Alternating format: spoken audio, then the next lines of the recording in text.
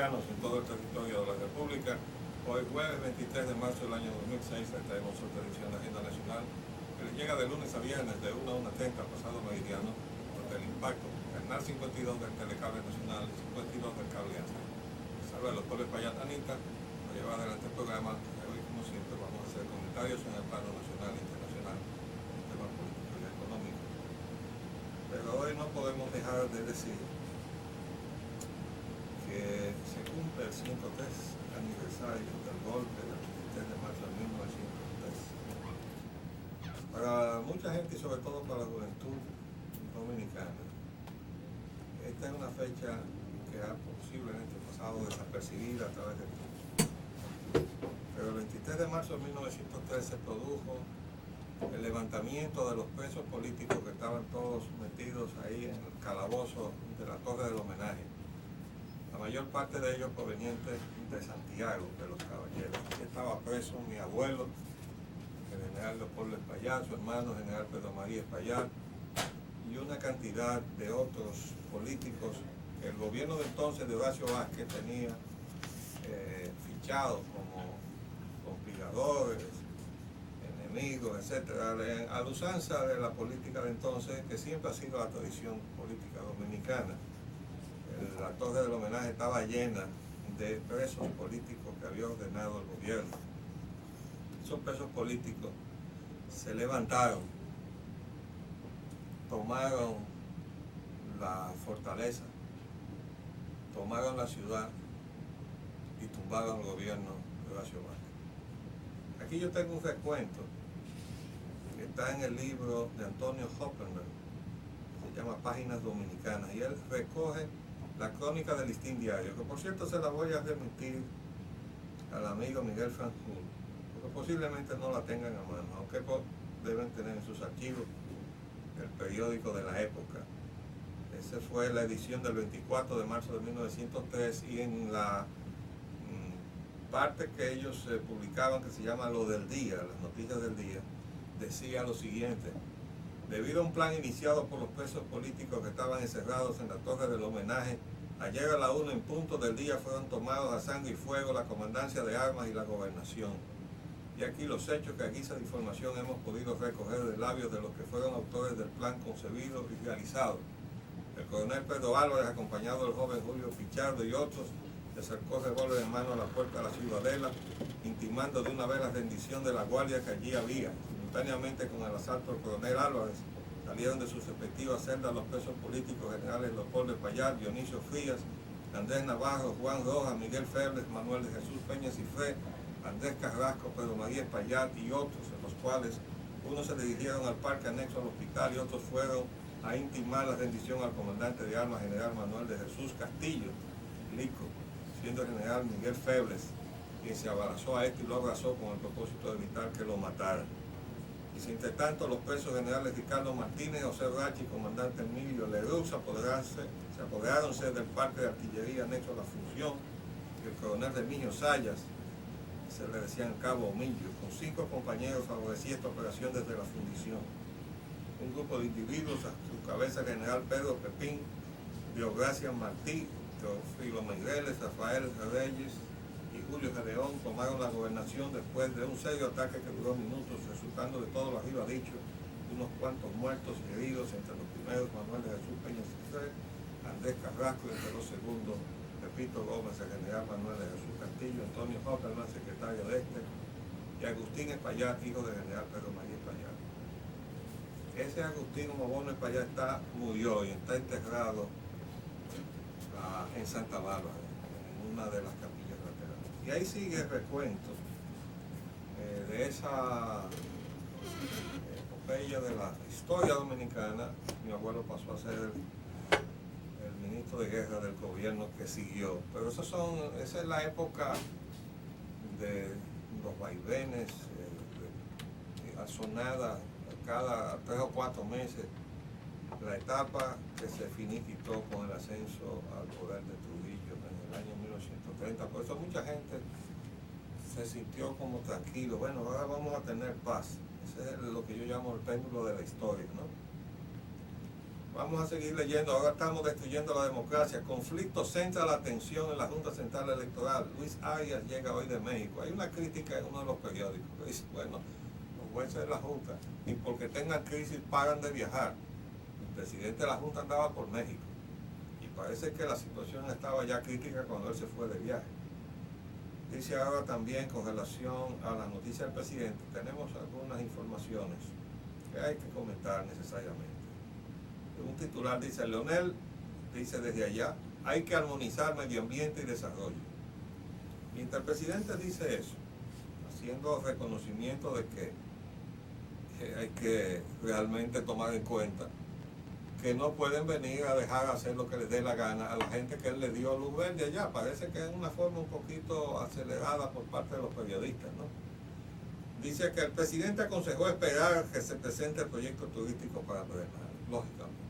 El mismo presidente tiene que esperar, porque él no lo puede aprobar, él tiene que presentárselo al Congreso, puede recomendárselo, pero tampoco lo puede aprobar. Y hay que escuchar a los ecologistas. No es como dice el secretario de Turismo, que de una manera muy poco responsable dice que las protestas son de grupos minoritarios y fracasados. No, señor Ferruccio. Eso ocasionó un escándalo con el asunto de la apropiación de las tierras del Estado, para que usted se despache diciendo que cualquier protesta por la forma alegre en que la noticia llegó aquí a la República Dominicana haya suscitado protesta. No es de grupos fracasados, sino de grupos conscientes de que las cosas no se están manejando como debe ser. Y la forma en que se anunció que eso se había autorizado no era la forma adecuada de manejar el asunto. Menos mal que el presidente ha dado la tónica de prudencia después que esa información salió como salió. Hay otra cosa, dice acá que han firmado un acuerdo de servicio aéreo de Inglaterra y República Dominicana. Uno se pregunta, ¿cuál es el verdadero motivo del viaje? Porque dicen que la reina invitó al presidente. El presidente se ha ido con una comitiva que ha sido motivo de burla en la prensa, con algunos chistes gráficos. Una multitud caminando en una calle y una preguntando, ¿y ese que está ahí es un rey? Y no, es el presidente de la República Dominicana, lo único que tiene una comitiva un poco grande y se veía una enorme multitud caminando en una calle. Óigame, el presidente tiene que cuidarse de esas cosas, porque este es un país pobre definitivamente. Aunque ahí hay empresarios que probablemente han pagado su viaje, el colmo sería que lo haya pagado el Estado. Eso todavía no se sabe, pero si eso ha resultado así, y el presidente se ha tirado esa enorme comitiva de invitados, pagándole el gobierno, eso va a ser un escándalo a su regreso. Eso no lo despinta absolutamente nadie.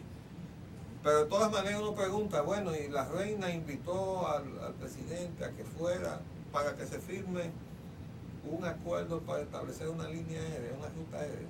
Ahí incluso en la fotografía donde se ve firmando el acuerdo, el presidente no es que lo firme, el presidente está parado aquí atrás, ¿verdad? Junto con un funcionario de segunda categoría del gobierno británico. Aquí está el presidente, Leonel Fernández. Quienes están firmando son los cancilleres. Son los cancilleres quienes firman ese acuerdo. Y el presidente no lo firma. Entonces, ¿para qué fue el presidente a eso? Bueno, vamos a ver. Todavía creo que en el curso del día de hoy se entrevista con la reina. Quizás después del día de hoy se sepa cuál es el motivo de la invitación de la reina. Porque algún interés debe tener la reina. Sí. Definitivamente. Después hay otra cosa. Hay una declaración de Leonel que dice, Bolivia y Venezuela no son amenazas. Esa es una crónica aparentemente del diario F. El diario F lo entrevista en Londres y él da una serie de declaraciones. Dice, hay que tener una actitud de comprensión respecto a lo que pasa en América Latina. Dijo, ya que en su opinión algunos países aún tienen que emprender reformas que les permitan superar el modelo de décadas anteriores estatal y populista. Bueno, pero el presidente nos tira una de cal un día y otro nos tira otra de arena. Vamos a seguir leyendo lo que este periódico F, español, esta agencia, le adjudica al presidente de la República Dominicana. Dice, según Fernández, existen actualmente en América Latina dos grandes corrientes políticas que se definen no por las ideologías tradicionales, sino por la relación por establecer entre mercado y Estado. Venezuela y Bolivia están alineados contra el neoliberalismo y se oponen a dejar su desarrollo a las fuerzas del mercado dominado por Estados Unidos, mientras que el gobierno de Fernández confía en las posibilidades de crecimiento que ofrece el capitalismo. Pero el presidente acaba de decir que él no creía en las medidas neoliberales que tomó en su primera gestión de gobierno en 1996 al 2000. O ya se nos ha olvidado eso. Por lo menos parece, según este periódico y según esta entrevista, que hay que ponerlo así, porque uno nunca sabe cuándo es que estas cosas son manipuladas. Al presidente ya se le olvidó que él dijo que él no creía en las cosas que él hizo por necesidad, porque él no estaba de acuerdo con esa política neoliberal de la capitalización de las empresas del Estado. Y ahora este discurso, pues parece ubicarlo en la línea del capitalismo. Dice, sin ir más lejos, el presidente ha centrado buena parte de su estancia en la capital británica a buscar inversores.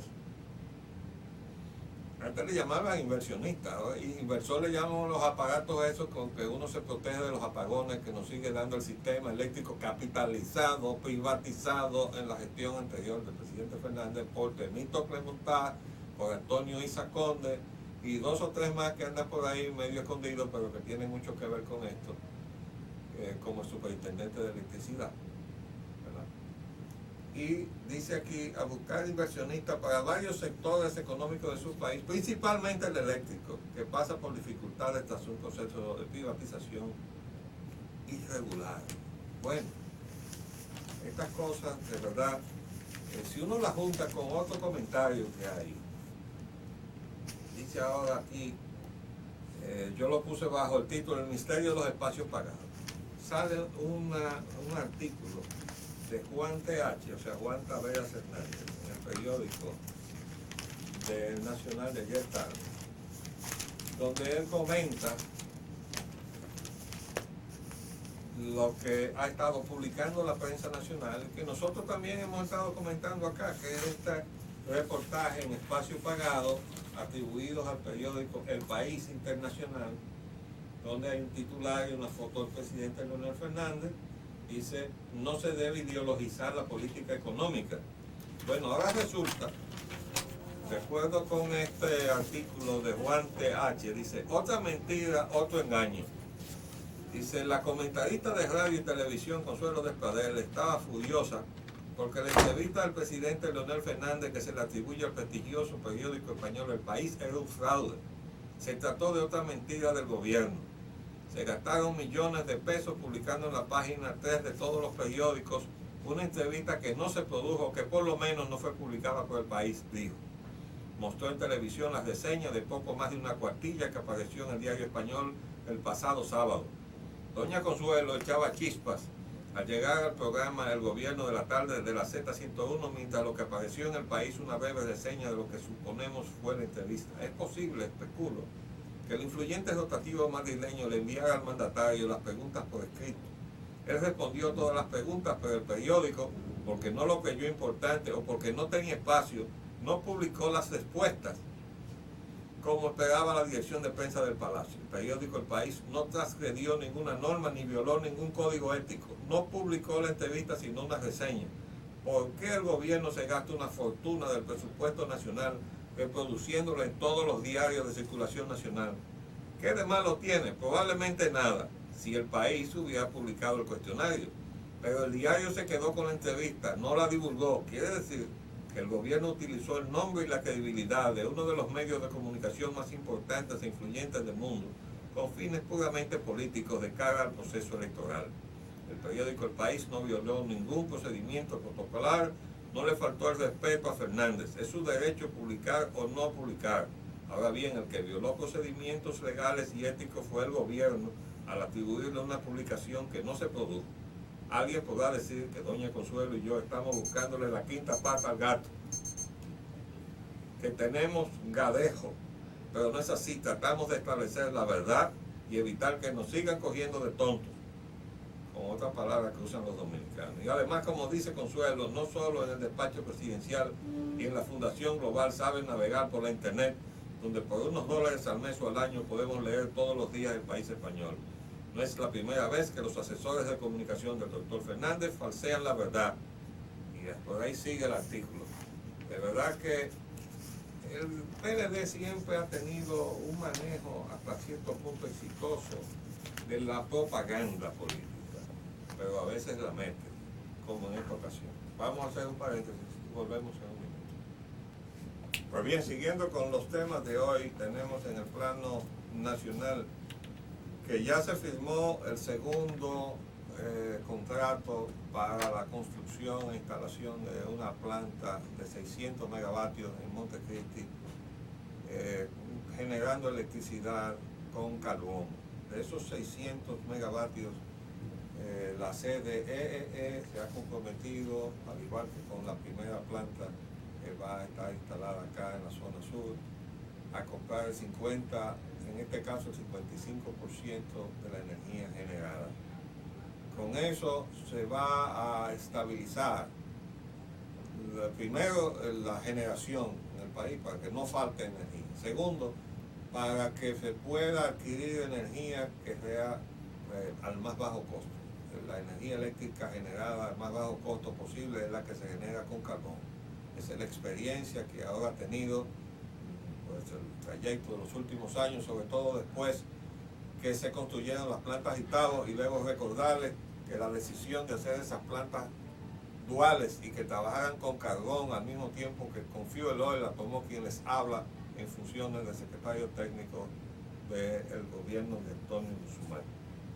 Para que no siga diciendo el señor, bueno, no se me fue el nombre, que anda, está Manning, Kevin Manning, que está ahí al frente de la Citado, ahora está como asesor, que han invertido una enorme millonada para convertir esas plantas al carbón. Eso es una mentira, y a los auditores del gobierno que vayan a investigar las cuentas que esa gente está ofreciendo, porque están metiendo ahí un capítulo que obedece a una mentira. No es cierto que esas plantas fueron convertidas al carbón por inversiones que ellos hicieron, sacados del bolsillo de los dominicanos.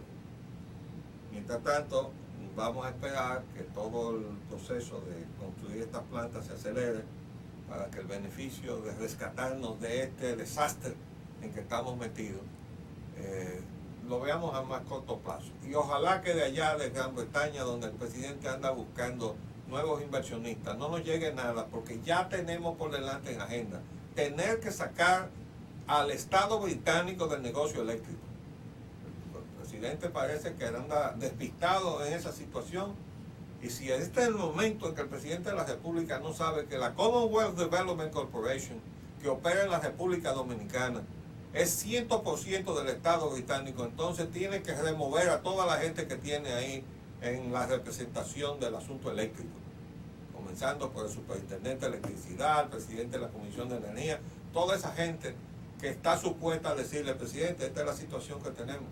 Aquí tenemos, violando la Constitución de la República, a EDE, o sea, la AES Corporation, sentada ahí, que es un monopolio, de acuerdo a la Constitución, no puede estar en manos privadas. De modo que ese es un punto que está pendiente en la agenda, y el otro es que no se puede desplazar al Estado Dominicano de su rol en un asunto tan importante que llega a ser estratégico para un Estado como es la energía eléctrica, para que se meta un Estado extranjero y que además le deja apagones al Estado Dominicano, como lo han hecho las plantas donde está metida la CDC, o sea, la Commonwealth Development Corporation. Ahora vamos a ver qué pasa allá cuando el presidente Fernández se reúna con su majestad la reina. Ya veremos para qué sí ha sido invitado nuestro presidente. En el plano internacional, bueno, ya vemos una noticia alentadora en España, la ETA, del País Vasco, el organismo, el brazo terrorista del País Vasco, anuncia el alto al fuego permanente, y ojalá que sea así. En Francia anuncian más protestas y aumenta la tensión. Eso no se ve que se va a arreglar, porque el primer ministro está plantado y dice que no va a cambiar las decisiones que tomó. Ya veremos. En caso, ahora en el plano de los Estados Unidos, dice que hay protestas nacionales en los Estados Unidos por la reforma migratoria. Ahí está el caso de los 12 millones de inmigrantes ilegales que tienen los Estados Unidos, de los cuales el 56%, si la memoria no nos engaña, es mexicano. El resto es latinoamericano. Y ahí hay muchísimos dominicanos, desde luego. Lo que pasa es que, como la mayor parte viene caminando a través de la frontera mexicana, el problema se ha concentrado con la frontera mexicana, y ahí ha aprobado el Congreso de los Estados Unidos construir una muralla de 1.100 kilómetros. 1.100 kilómetros para tratar de detener el flujo migratorio a los Estados Unidos. Y se ha acusado al gobierno mexicano de estar organizando y concertando esa migración. En el caso mexicano, con ánimo reivindicativo de toda la porción de territorio que le fue quitado por los Estados Unidos en 1848, que incluye los ricos territorios de Texas con todo el petróleo que tiene. Bueno, vamos a ver, eso se va a ir complicando. El problema no es simplemente migratorio. Y además ya hemos dicho una y otra vez, vamos a repetirlo porque quizás alguien escuche. El problema está en el modelo económico. Estados Unidos exporta hacia América Latina un modelo de expoliación que se llama la economía de servicios, sobre la cual se supone que ensamblamos cosas, se lo devolvemos a Estados Unidos. ¿Quiénes ganan la diferencia? Las empresas que están manipulando la importación hacia Estados Unidos, la reexportación de nuestros países hacia Estados Unidos, de las cosas que ensamblamos aquí con los insumos que nos llegan de Estados Unidos.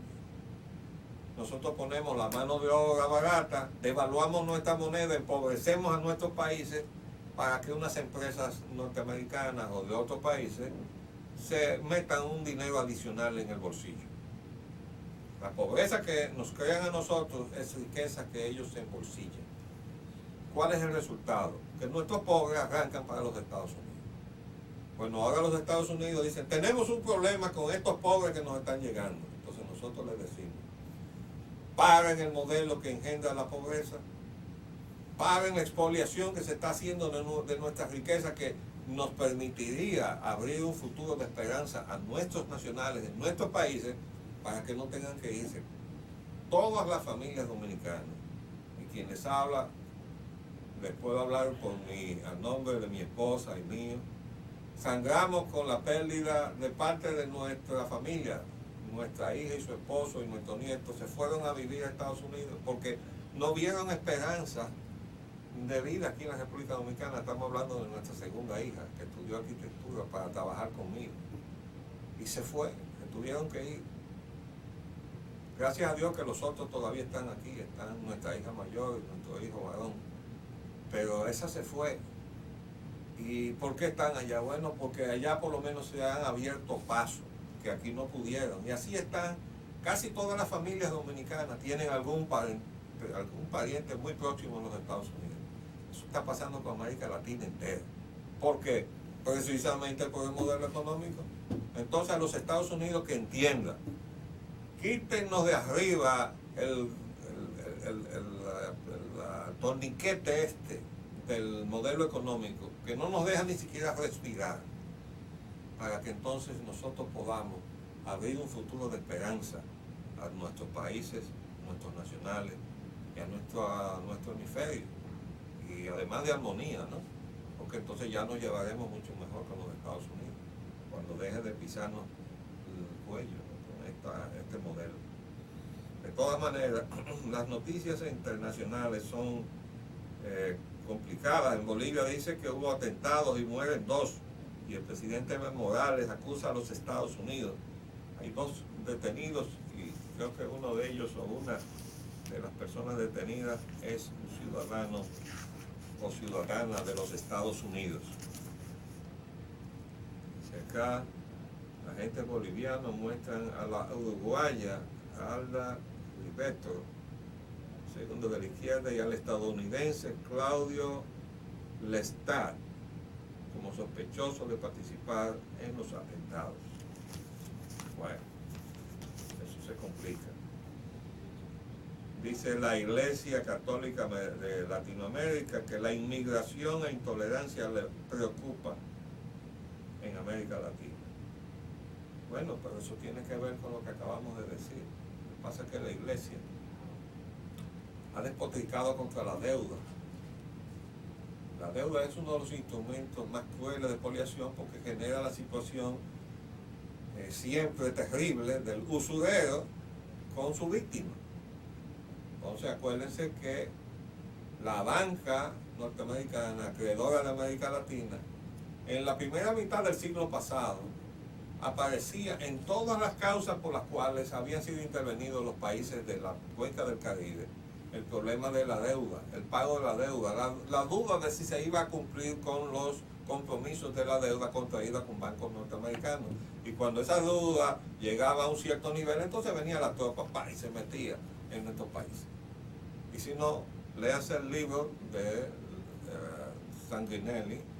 Zinganelli, un valioso compendio de todas las intervenciones militares de Estados Unidos en el mundo, pero las que nos interesan son las de América Latina. David Louis Zinganelli. Por cierto que la primera vez que yo vi ese libro fue nada menos que en la biblioteca de la Embajada de los Estados Unidos, que me lo prestaron, lo leí y lo pedí. Ahora tenemos un ejemplar en nuestra biblioteca, ¿verdad? Pero tenemos que citar eso, gracias a Dios, que todavía la sociedad norteamericana está organizada de tal manera que uno puede enterarse de la verdad, aún en las propias dependencias de las embajadas de Estados Unidos en ultramar.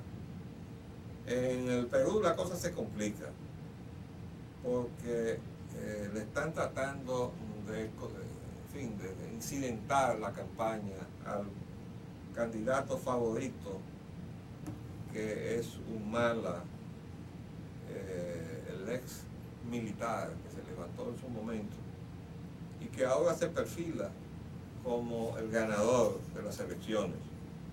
Dice acá el periódico, incluso, élites peruanas se preparan para una victoria radical en las urnas. Bueno, el titular puede confundir a la gente, porque puede pensar que la victoria radical es de las élites peruanas. No, lo que pasa es que, dice acá, Ollanta Humala, con esperanza de ser el presidente, tiene un amplio apoyo entre los que no tienen nada que perder, reportan Richard Lapper y Hal Weitzman desde Lima para el Financial Times de Reino Unido, que es un periódico británico. Pero está dando por vencedor al coronel retirado Ollanta Humala.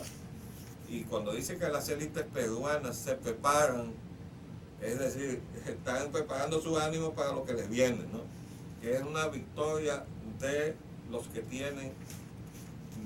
no tienen nada que perder, según dice aquí, que tiene un amplio apoyo entre los que no tienen nada que perder. Bueno, esa es la realidad desgraciada de la mayoría de los países latinoamericanos. Estamos llenos de gente que no tiene nada que perder. Y entre esa gente que no tiene nada que perder, cada vez más hay más gente de la clase media.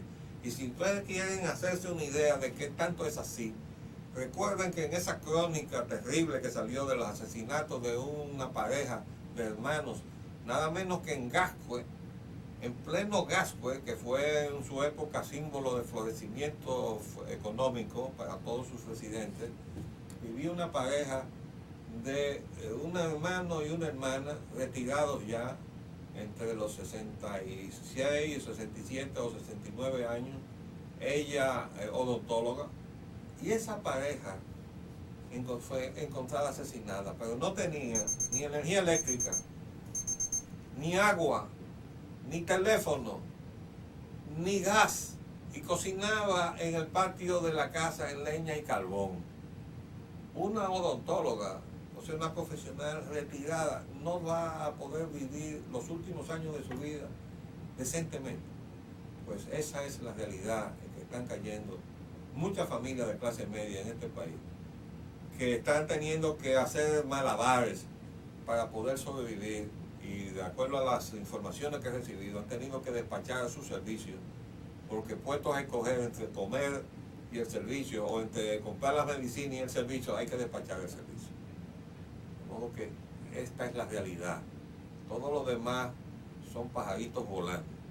Vamos a ver cómo nosotros aterrizamos y le buscamos una salida antes de que lleguemos a lo que nadie quiere, que es un estallido.